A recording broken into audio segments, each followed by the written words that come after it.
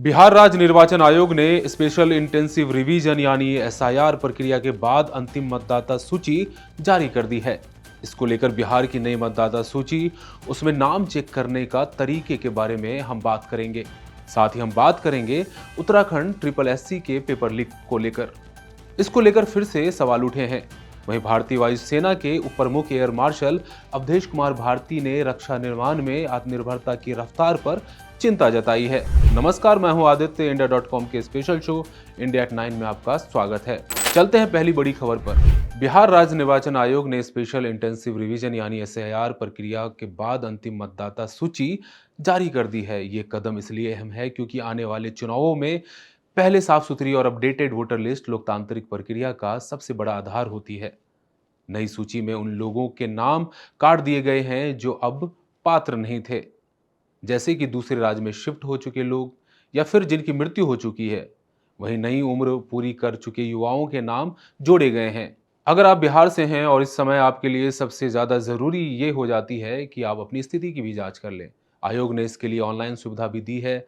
आप election commission of India के portal या सीईओ बिहार की वेबसाइट पर जाकर एपिक नंबर, नाम और पता डालकर अपना नाम देख सकते हैं।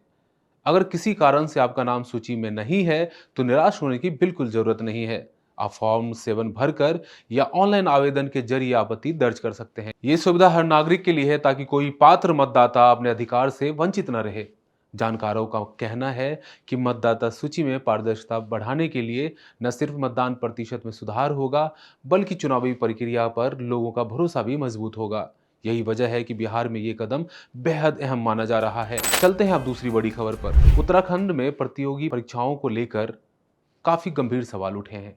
हाल ही में एक परीक्षा प्रश्न पत्र का हिस्सा सोशल मीडिया पर वायरल हो गया था। नतीजा ये हुआ कि जिन नकलरोधी कानून को लेकर सरकार ने बड़ी सख्ती दिखाई थी, अब उसी कानून की साख पर सवाल खड़े हुए हैं। याद दिला दें कि उत्तराखंड सरकार ने कुछ महीने पहले ही देश का सबसे बड़ा नकलरोधी कानून लागू किया था। इस कानून में पेपर लीक या नकल में शामिल लोगों का आजीवन प्रतिबंध और कड़ी सजा का प्रावधान रखा गया था। यही वजह है कि अब ताजा पेपर लीक का मामला सामने आया तो विपक्ष ने सरकार पर निशाना साधा और कहा कि कानून कागजों तक ही सीमित रह गया है। सीएम पुष्कर सिंह धामी ने इस पर कड़ा जवाब दिया है। उन्होंने कहा है कि नकल माफियाओं को जड़ से खत्म करना ही इस सरकार का संकल्प है। धामी ने साफ कर दिया कि अभ्यर्थियों की मांग पर पहले से ही चली आ रही एसआईटी जांच के साथ साथ अब सीबीआई जांच भी कराई जाएगी। धामी ने यह भी भरोसा दिलाया है कि किसी भी निर्दोष छात्र को परेशान नहीं किया जाएगा, लेकिन जो दोषी होगा उसे बख्शा भी नहीं जाएगा। इस पूरे प्रकरण से साफ है कि उत्तराखंड में नकल के खिलाफ जंग आसान नहीं है। अब सबकी नजर इस पर है कि सीबीआई जांच में क्या निकलकर सामने आता है और कानून की विश्वसनीयता बच पाती है या नहीं। अब चलते हैं तीसरी बड़ी खबर पर। अब बात करते हैं देश की सुरक्षा और रक्षा तैयारियों की। भारतीय वायुसेना के उप प्रमुख एयर मार्शल अवधेश कुमार भारती ने रक्षा निर्माण में आत्मनिर्भरता की रफ्तार पर चिंता जताई है। उन्होंने कहा है कि भारत में रक्षा क्षेत्र में प्रगति दर्दनाक रूप से धीमी है। उन्होंने चेतावनी दी है कि अब समय केवल चर्चा करने का नहीं बल्कि तेजी से बदलाव लाने का भी है। उनके अनुसार भारत को रक्षा उत्पादन में लीफ फ्रॉगिंग यानी बड़ी छलांग लगाने की जरूरत है। भारती ने साफ किया है कि आत्मनिर्भरता का मतलब सिर्फ हथियारों की संख्या बढ़ाना नहीं है।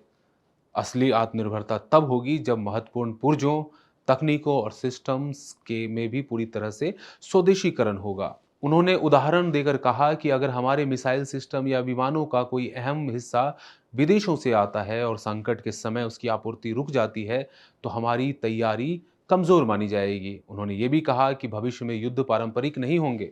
अब लड़ाई ड्रोन, आर्टिफिशियल इंटेलिजेंस, सॉफ्टवेयर और हल्के लेकिन स्मार्ट हथियारों से तय होगी। अगर भारत ने ये कदम आगे नहीं बढ़ाया तो आने वाले समय में हमें वैश्विक स्तर पर पीछे रहना पड़ सकता है।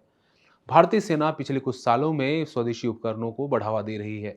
तेजस फाइटर जेट से लेकर आकाश मिसाइल और कई स्वदेशी रडार सिस्टम इसका उदाहरण है, लेकिन अभी सफर काफी लंबा है। उप प्रमुख का ये बयान एक सख्त चेतावनी है कि अब और देरी की कोई गुंजाइश नहीं बचती। तो साथियों, ये थी आज की 3 बड़ी खबरें जो आप देख रहे थे इंडिया एट 9 में। ऐसी खबरों के लिए इंडिया.com के साथ बने रहिए। शुक्रिया।